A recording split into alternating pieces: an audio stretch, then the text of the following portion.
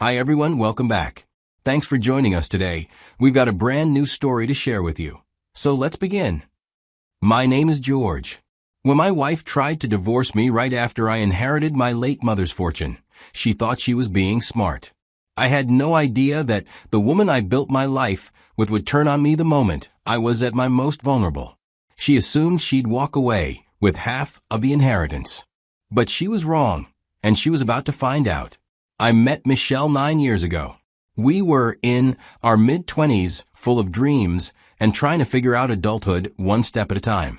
Our connection felt natural. The conversations flowed, the chemistry was there, and we both wanted the same things at the time. The first few years together were filled with those small, beautiful moments. I honestly thought I had found someone who would stand beside me no matter what life threw our way. But not everyone shared my excitement. The first time I introduced Michelle to my mom, I could tell she didn't like her that much. My mother wasn't rude or dismissive. In fact, she was as polite as always. But after Michelle left that day, my mom sat me down and said something I've never forgotten. She said, "I know you're in love, George, but time will decide how well this goes." She looked at me like a mother who'd seen enough of the world to spot things her son couldn't. She wasn't accusing Michelle of anything.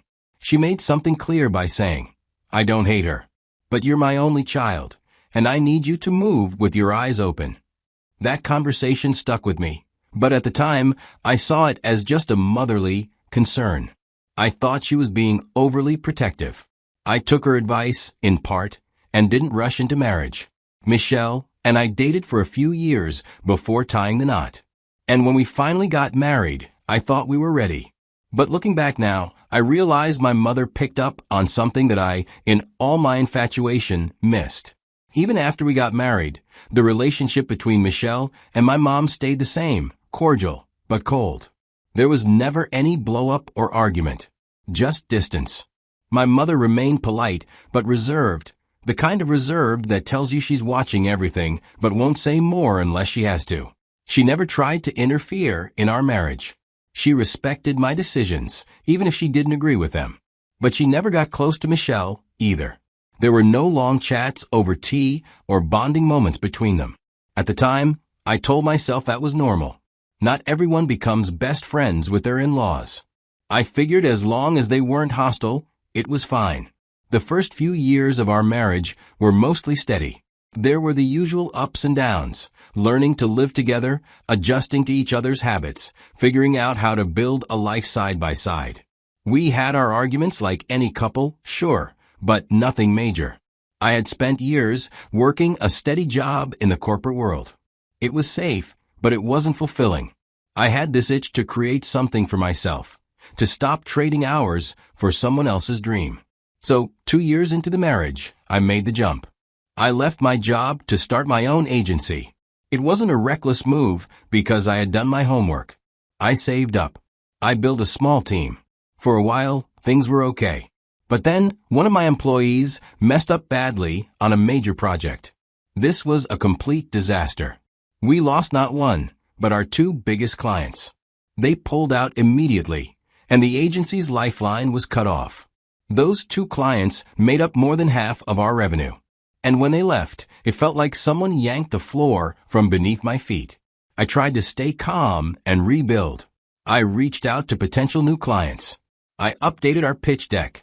I chased every lead I could find. But none of them came close to filling the gap. The agency went into what I can only describe as limp mode. We were still technically running, but without enough income to keep us afloat. Every week, I watched our balance dip lower. Every night, I went to bed knowing the numbers didn't add up anymore. After 2 months of trying to hold it together, the stress started leaking into our home life. The bills didn't pause. The groceries didn't buy themselves. I did my best to keep the house running, but it wasn't enough. And Michelle wasn't having it. The patience I thought she had has vanished. She started getting cold, angry, and bitter.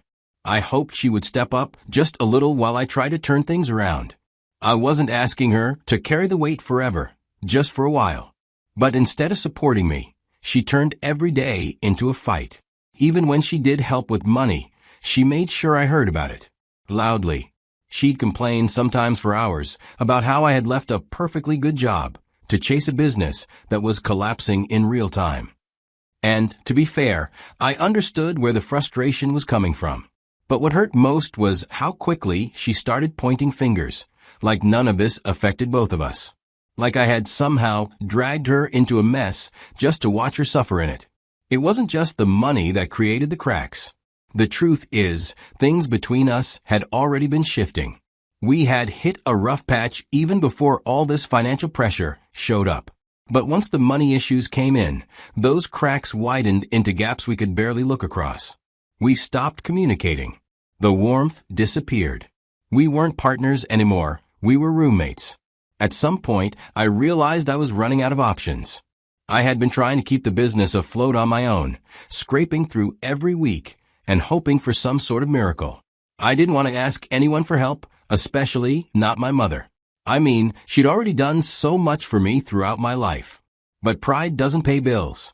And watching everything I built slowly fall apart, that kind of pressure changes your perspective real quick. So, one evening, I drove over to my mom's house. I told her everything. How the agency was sinking, how I'd lost my top clients, how I had tried to fix it quietly, but I couldn't pull it off alone. I thought maybe she'd be disappointed or give me one of her "you should have known better" talks. But she didn't. She listened, nodded slowly, and after a few seconds of silence, she stood up, walked over to her drawer, pulled out a folder, and said, "Take this. It should cover what you need to get back on your feet." She gave me enough to restructure things, to hire temporary consultants, revamp our proposals, and get our systems running again. It wasn't a magic fix, but it gave me breathing room. And in the next few months, things did get a little better. I brought in a few new clients. They weren't as big as the ones I lost, but they helped stabilize the cash flow. I stopped waking up in cold sweats, thinking the office would shut down next week. I felt like I could finally breathe again. But while the business was healing slowly, the marriage wasn't. That was the hard part. You'd think the financial relief would ease the tension between us. But instead, it just exposed how far we'd drifted from each other. Michelle and I barely talked. When we did, it was surface level.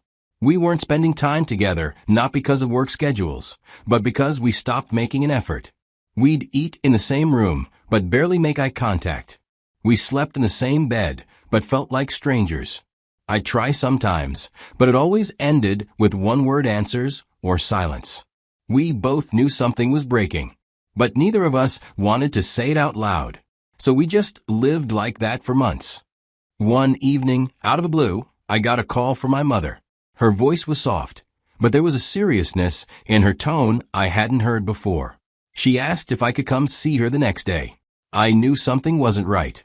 The next day, I drove over to her place, thinking maybe she just needed help with something around the house. But when I sat down, the look on her face told me this wasn't about leaky taps or groceries. She told me that she had ovarian cancer, not just recently diagnosed. She had been living with it for nearly a year. It was already late stage. The treatments she'd been doing weren't working the way she hoped. Her doctors told her it was time to stop thinking in terms of years and start thinking in terms of months. That moment shattered me. I sat there completely still, trying to process it, but everything felt like a blur. My mother was my rock. Ever since my father passed away 12 years ago, she had been the one constant in my life. Hearing that I was going to lose her, it was like hearing that the ground beneath me was about to crack wide open.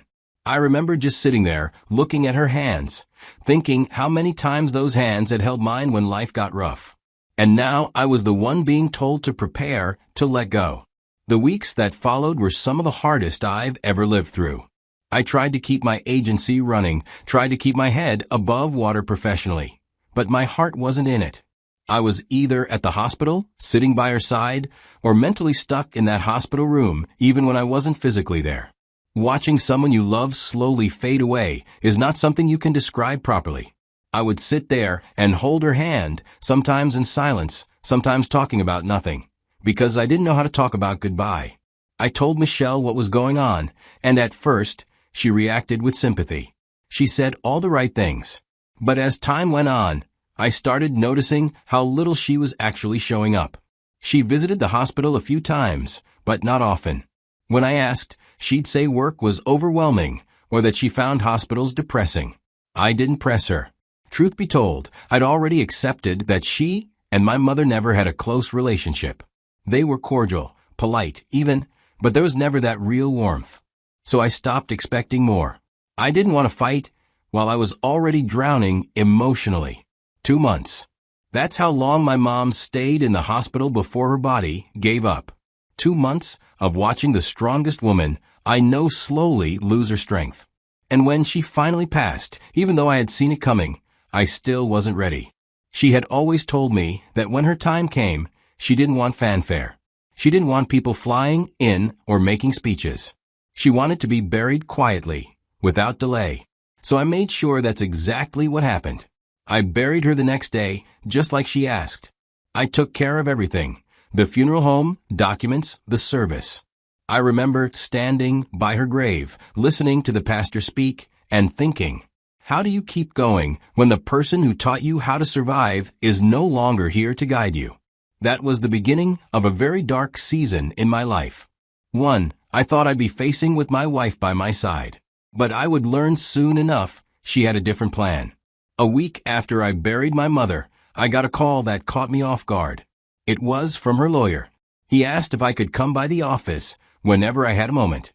I set the appointment for the next afternoon. Now, walking into that office felt heavy. I hadn't even begun to adjust to the fact that I couldn't just pick up the phone and hear my mother's voice. I expected the meeting to be about paperwork, maybe to sign off on funeral costs or close her accounts. The lawyer pulled out a thick file. He told me that before her health got worse, my mother had restructured her finances. She didn't just leave behind money. She placed everything into a trust. I sat there quietly while he explained what that meant, because truthfully, I had no clue. He broke it down for me in plain language. A trust is like a locked box that holds someone's money or assets, but only certain people can access it, and only under specific conditions. I was the only person listed in the trust. There were no other beneficiaries. Everything she had was all in there for me. But it wasn't money I could just grab the next day. She set it up with clauses that showed just how much thought she put into protecting me, even after she was gone. The most important clause said I couldn't access the full amount until after a 3-year stability period. That meant I had to wait 3 years, during which my life had to remain steady. No big personal disasters, especially no divorce. On top of that, if I ever got divorced during those 3 years, or if I was even in the middle of a divorce, my spouse would be completely cut off from ever touching a kobo of that trust. Not a cent. Not indirectly. Not through the courts. Not even through negotiation.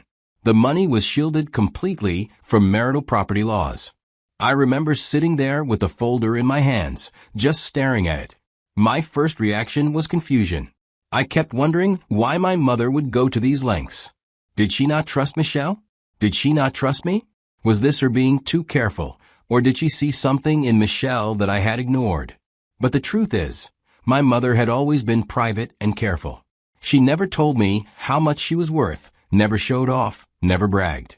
She just lived quietly, and apparently planned quietly too. I didn't question her choices. Part of me knew deep down that she just wanted to be sure I was protected, no matter what happened. I left the office that day in a fog.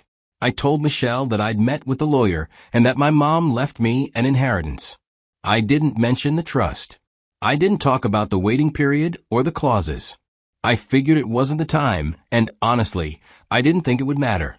When I told her about the inheritance, she barely looked up from her phone. All she said was, "Your mom was so organized."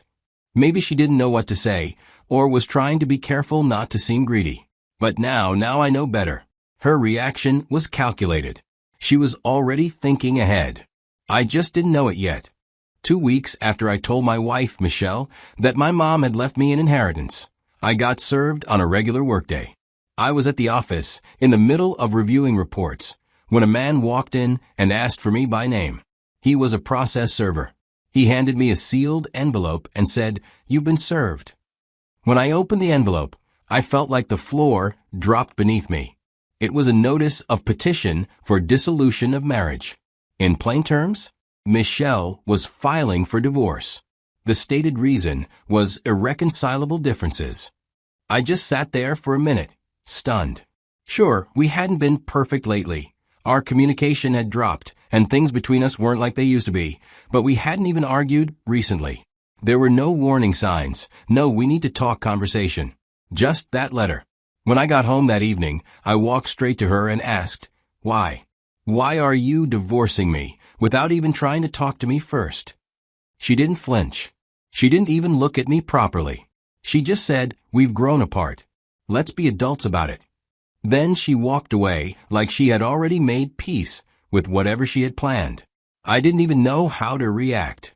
I stood there, feeling like I was speaking to a stranger. From there, the divorce process started to drag on for months.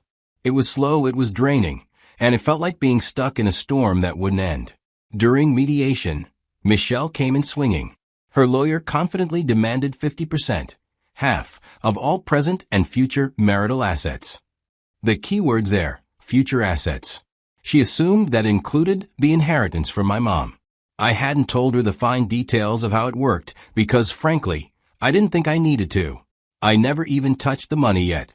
Everything was still locked away in a trust, just as my mother had arranged before she passed. What Michelle didn't know, and what her lawyer apparently didn't bother to verify, was that my mom had put very strict conditions around the inheritance. And if I were in the middle of a divorce during that period, my spouse was completely cut out. During one of the mediation sessions, the trust's legal structure finally came up. My lawyer brought in the documentation and explained it. He laid it all out, how the inheritance wasn't part of the marital estate, how it had never been deposited into our shared accounts, and how it was legally protected by those clauses. I'll never forget the look on Michelle's face when it hit her. She looked like someone had pulled the rug right from under her feet. Her lawyer glanced through the document, flipped back and forth, and finally leaned back in his chair and muttered, "We should reconsider our position." You could tell he was stunned, too. He thought they had a solid claim, but they had no leg to stand on. She had made her move way too early, and with the wrong assumptions. Her plan, if you can even call it that, backfired right in her face. In the end, the divorce went through. But without any access to the inheritance, Michelle only got what was available from our actual shared marital assets. And trust me, there wasn't much left by then. The settlement she received didn't even come close to what she thought she was walking away with. In fact, most of it was swallowed by her legal fees. But still, she wasn't happy. After the settlement, she lashed out, called me selfish, said I was evil, said I planned everything with my mom to screw her over. And I'll be honest with you, I didn't hold back. I told her straight. When I first sat with the lawyer and heard all the clauses in the trust, I thought my mom went too far. I really did. But after seeing what you pulled off here, I get it now. She knew exactly what you were capable of. She saw something in you I refused to see, and she protected me from it. That was the last real conversation we had. The divorce was finalized about a year after it all began. She went her way. I went mine. But it didn't end there. Some months after the divorce was finalized, Michelle reached out to me again. It came as a message late one evening. Just a direct confession. She was drowning in debt, and now it was all crashing down on her at once. She said she didn't know who else to turn to. She said she felt stuck. And for a moment, just a moment, I felt that old instinct tug at me. The part of me that once would have moved mountains to help her. But I didn't. I took a deep breath and replied, "I'm sorry you're going through this, Michelle. But I can't save you. I truly wish you well." I just left it at that. Because here's the truth. When someone shows you who they are, especially at your lowest, you believe them. And when they try to cash in on your grief, you don't go back and hand them another chance to do it again. That was the last time we ever spoke. Looking back, I feel grateful for the warning signs, for the heartbreak that opened my eyes, and even for the silence that came after. I won't lie and say it didn't hurt. It did. I lost my mother and my marriage in the same season of life. That kind of pain changes a person. but it also wakes you up. Thanks for listening.